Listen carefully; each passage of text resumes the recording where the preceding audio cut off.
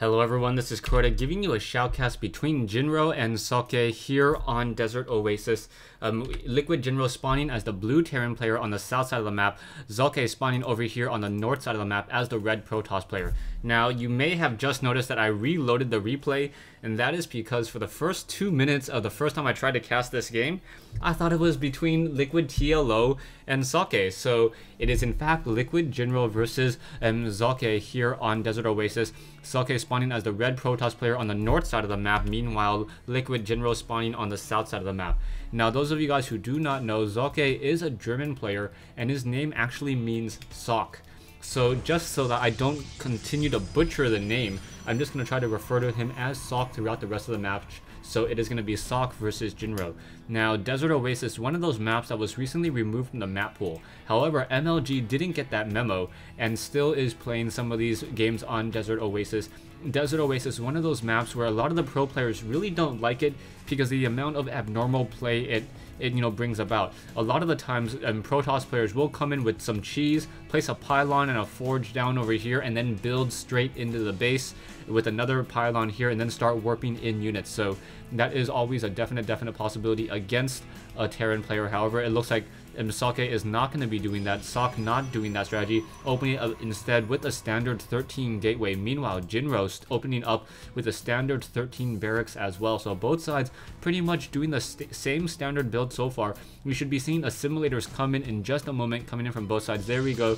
Socke getting that assimilator. Meanwhile, we should have a refinery in just a moment as well. Or are we going for a 2-racks build? A 2-racks build would be a little bit out of the ordinary. Now moving off to the north side, making sure that there are no proxy pylons in this base. Proxy pylons nearly not as popular as they were prior to these destructible rocks being added over here. However, a Protoss player would be able to warp in a pylon here and then sneak in a couple gateways here and here, having that pylon and power from that low ground. However, Jinro already making sure we're going to go ahead and place down a scouting supply depot here, making sure that there's going to be no cliff site over here from that low ground. We do see a standard probe coming up the ramp. I think the probe was able to get sight of that completed barracks and did not want to fight a Marine. Marine now just watching that choke point, making sure that there are no scouting units into the base of Socke. Socke currently getting that cybernetics core.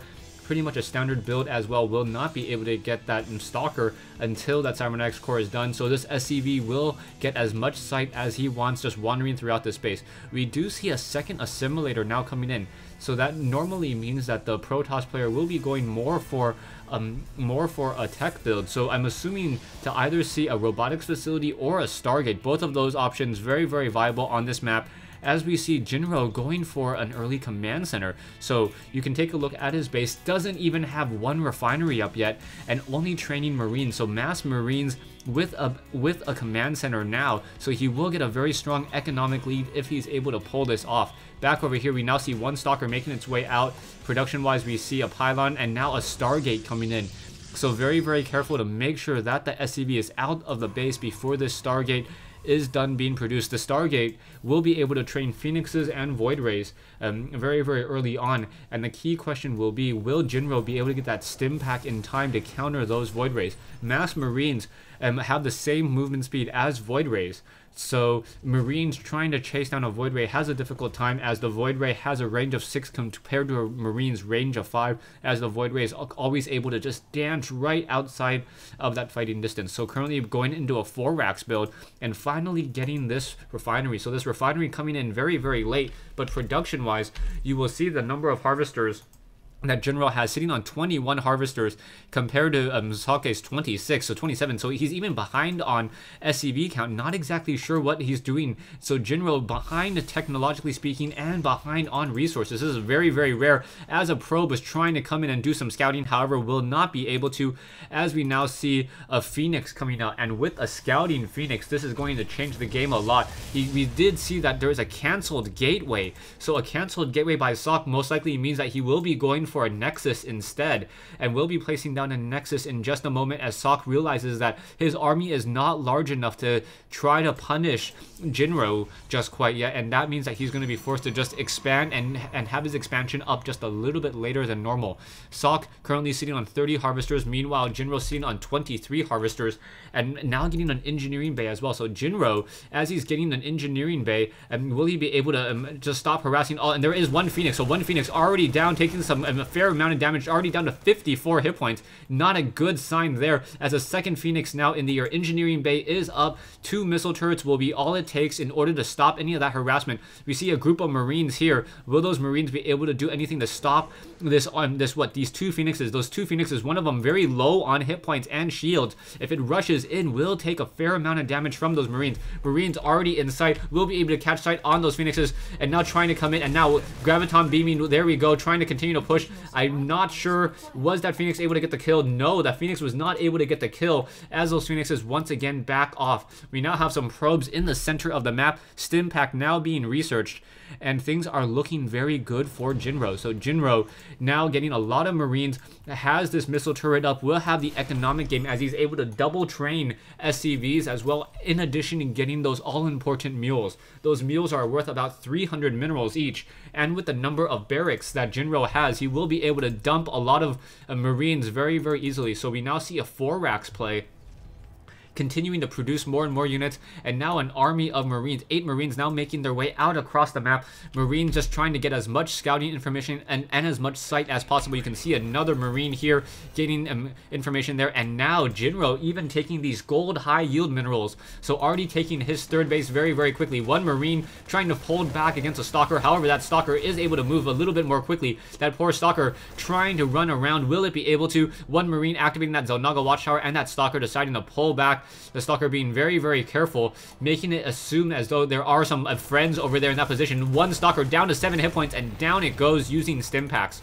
So, 5 Marines losing 10 hit points in order to take down 1 Stalker there. Eventually, those will be re-healed, and now Socke getting a lot of sentries. So, Socke getting sentries over here will be able to block this off, and will also be able to get a lot of key Guardian shields off, making those Marines only deal 4 damage per attack, a 33 damage reduction. I'm taking a look at the production tab. You see a starport now coming in, and there is already a factory, but I believe that factory could have been lifted off in order to do some scouting. Jinro has really no idea what's inside the base of Socke. Socke now going into a 4-gate with the Templar Archives. So that Templar Archives will give them a very, very strong counter to those mass Marines, deciding not to go for Colossi and instead going for going for Templar. So high Templars with that Psi Storm will be very, very effective. Marines and Marauders also making their way out across the map as well. And now with the starport, I'm a little curious as to why a reactor was not placed down first. I'm assuming that Jinro wants to get a reactor for medevacs and double train those medevacs very, very early on. It looks like Jinro just losing and slipping in terms of his macro for just a little bit, as these Zealots and Sentries now making their way. So mass Zealot Sentry army, and this is going to be very, very difficult for these Marines to deal with, especially if there is a Guardian Shield. And with that, once that Guardian Shield comes out, that's going to be very, very difficult. Force fields now coming in, trying to block, only able to get 1 Marauder off of, 6 force fields. And Socke unable to get those force fields where he wanted them. He wanted to perhaps try to trap all of those Marines and then allow those Zealots to push on through. We now see a couple bunkers being laid down, and another bunker over here by the Xel'Naga Watchtower will give him sight on a very, very large majority of this field. You can see the Psionic Storm now already being researched. So Psi Storm now being researched for these 2 Templars. Templars also slowly gaining energy as well, as we now see Socke trying to take this natural gold expansion over here, his 3rd base. Planetary Fortress has been completed, so Jinro will be fairly well protected at this location. We now see a factory lifting off and will be flying straight into the base of Socke. Socke currently sitting at 93 over 100, was supply locked for just a moment. Meanwhile, Jinro sitting at 107 over 121. So army sizes, both sides are relatively the same. However, you can see that Socke has a much heavier gas army. So that gas army will that is composed of a lot of sentries and a lot of high Templars. so that should give him a little bit of an edge, even though we see Jinro sitting on a larger mineral army. So those High Templars now moving out. That's a lot of High Templars, 5 High Templars, and between them perhaps 4 to 5 Psystorms. As this army now moves out, the Zealots are going to try to engage. Do they see the Marauders? Yes, they do in fact see the Marauders and the Marines. However, there is a drop over here, so nicely done. So Jinro getting a quick drop onto this location and catching a lot of those probes off guard. So really, really well done there. And now, what will happen? 4 Marines able to get off a lot of kills. 4 kills on one, 2 kills, and then 2 kills on another. So at least 8 to probably around 16 probes were taken down. Taking a look at the Harvester count, 52 for Jinro, 43 for Socke. Socke doing a great job there, and now Zealots now trying to take down that last bunker. So this one medevac was able to deal a lot of damage towards the economic line of Socke. Socke needs to continue to chrono boost, try to get more probes. However, he just wants more and more gas as well. We also see some High Templars just floating around the map as well. What's going to happen with them, as there is a factory over here? Marauders down over here. Production wise, we do see a Void Ray now coming in, and now the Mobius reactor for Ghost. So Ghost will be coming out with EMP Shockwave. Will a Psystorm coming in feedback? Nicely done. Very, very nice. Using the sight from the Xel'Naga Watchtower in order to get a feedback onto a Ghost, and then killing that Ghost, getting a Psystorm off as well. So a nice use of 125 energy to kill off a lot of units there. We now see some Marines now diving themselves into a bunker. Will it be enough? Another Psystorm, and as those units just are walking through that Psystorm, another Marine taken down. And this is just a fight that energy versus energy on both sides. However, it looks as though there is currently 1 medevac in the air, and now 2 more Marines were taken down. The High Templar will not be able to feed back in order to take this down. However, a photon cannon or 2 would be just enough. No Psystorm. Marines is continuing to drop. Zealot now trying to make its way around over there, and now getting a Psystorm in there. The High Templar was taken down, and that medevac finally being able to pull back here. Army-wise, 5,400 for Jinro. Socke sitting at 2,700. So Socke in a little bit of a desperate situation. Economy-wise, you can see that it's about even though. Socke sitting on 63 Harvesters, Jinro sitting on 52. So Socke has been continuing to just power boost and continuing to just try to train up more and more probes as quickly as possible to try to get back into this game. We see a swarm of Zealots over here. The Zealots do have Zealot charge, and now we also have a Warp Prism coming into play. And now in comes another drop by Jinro. So Jinro with another drop over here will be able to at least force Socke to cancel this Nexus. No, we have an army now making its way over here to the south. Will it be in time? 1 probe down over here. The Nexus now down to 100 hit points. Will it get canceled? No, not canceled, and now picked up. Feedback onto that medevac, but the medevac did not have any, only had 6 energy left, so that medevac essentially took really no damage there. Nicely done. And now Jinro sitting on a massive 200 army, nearly 195 over 200. I believe I also saw Warp Prism now quickly dropping in units here.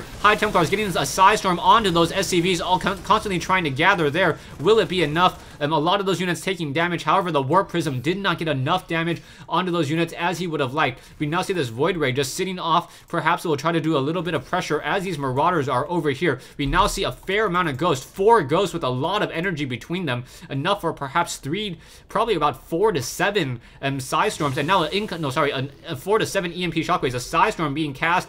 We had a very, very nice scanner sweep trying to reveal what is in the center of this army here as his units continue to move out. 1 Psystorm here, EMP Shockwave hitting all those units there, and another EMP Shockwave depleting the energy off of all of those Zealots, and now trying to pull back once again. So High Templars trying to pull back, trying to retreat. Will it be enough? Stay tuned for part 2 of this replay between Jinro and Socke here on Desert Oasis.